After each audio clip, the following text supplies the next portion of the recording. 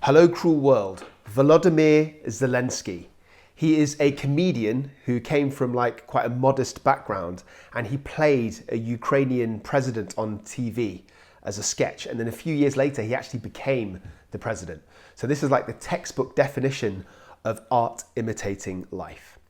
So in this brief episode, I'm going to talk a little bit about his background, my psychoanalysis of him. So I'm going to talk about Zelenskyy's personality traits, and I'm going to explain why he's loved and respected by not just by the Ukrainian people, but by the whole world in general.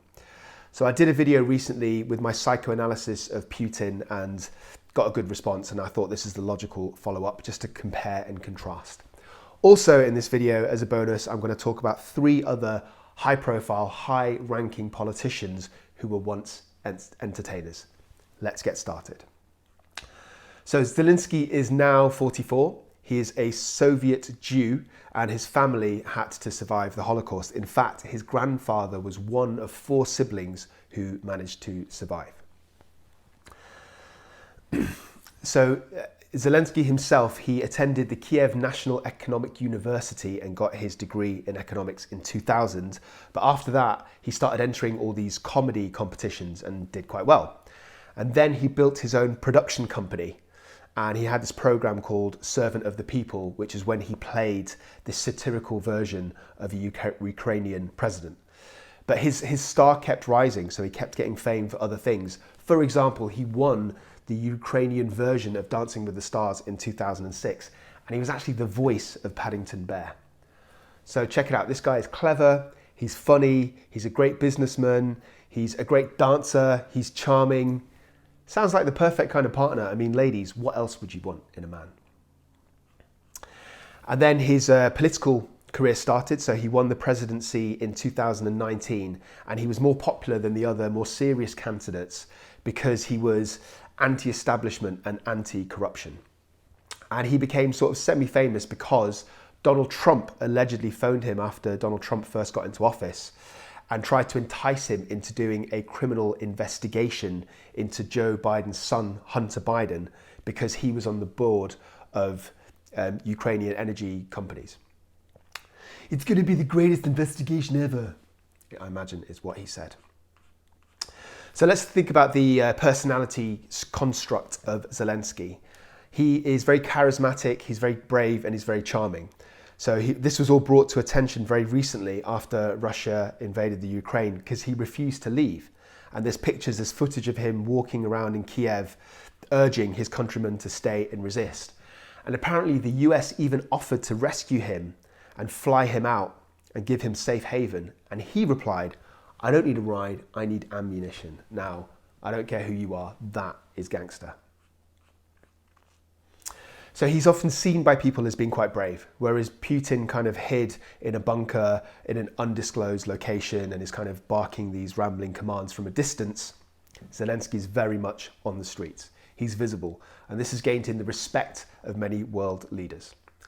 Another reason why he works so well, Zelenskyy, why he's so popular, is because of his digital sound bites. So whereas Putin gives these kind of rambling, nonsensical arguments, Zelenskyy is really good at doing very brief clips that are shareable. He has loads of quotable lines, and that's why he's kind of very successful. So I guess I'm a lot like him, except without the success and the popularity and the respect. And another thing is the way that he approaches not his enemies, but his opposition. So Putin describes his enemies as drug-taking Nazis, whereas Zelenskyy was actually very warm and comforting in his video posts when he's addressed the Russian people. Okay, so as I said, 3 interesting entertainers who became politicians. They have to be Manny Pacquiao, of course. So he's 43, he is the Senator of the Philippines, and he's been that since June 2016. He's the only boxer to have got 8 division world championships, and he's won 12 major world titles. And I think the dude's got great genetics. So he's got 5 kids. His eldest son is a model, a boxer, and is an actor. His second son is a rapper, and his daughter is a YouTuber with millions of subscribers. Me personally, I don't even have 13,000 subscribers yet. Having said that, my dad has won 0 world titles for boxing, so that must be why. Moving on, politician number 2, Arnold Schwarzenegger. So he's 74 years old. He won Mr. Universe at the ripe age of 20, which is pretty impressive considering he started bodybuilding only at 15. And he became the 38th governor of California between November 2003 and January 2011. He is obviously, as you all know, a movie star. His best film, without question, has to be Terminator 2. I know now why you cry, but it is something I can never do. Yeah, pretty sure that's the Botox Arnie. And his second best film is �kindergarten Cop. And his worst film by far is Jingle All the Way. Jamie, it is me, your father. And last but not least, number 3 on the list has to be Donald Trump, or as my 6-year-old calls him, Donald Trumpet. He is my least favourite small-handed, small-minded, luminous orange pussy grabber. So he, between 2004 and 2015, was the co-producer and the host of The Apprentice and The Celebrity Apprentice. But the thing about Donald Trump, to his credit, is he keeps all of his promises. He did build a wall. The Mexicans did pay for it. He did make America great again. America has no social problems whatsoever. He created a cure for COVID by putting bleach into his veins. What a genius. And as he very helpfully pointed out, there are good people on both sides, including neo-Nazis. Okay, so I hope you enjoyed this video. It was just a kind of impulsive, non-scripted, well, semi-scripted, as you can probably tell. I'm looking at my iPad. Semi-scripted thing that I knocked up together. Some of my videos are much more detailed. They're deep dives. So they're more scripted, they're more funnier, they're sexier, they're sleeker, they're better. Go check them out. For example, recently I've done a video examining the psychoanalysis of internet trolls. So what drives internet trolls? What are their personality traits and characteristics, etc.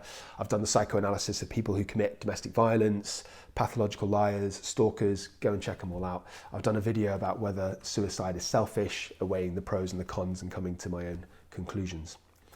So that's it. Hope you enjoyed this video. Hope you have a bit of an insight into Zelenskyy versus the one that I did previously about Putin.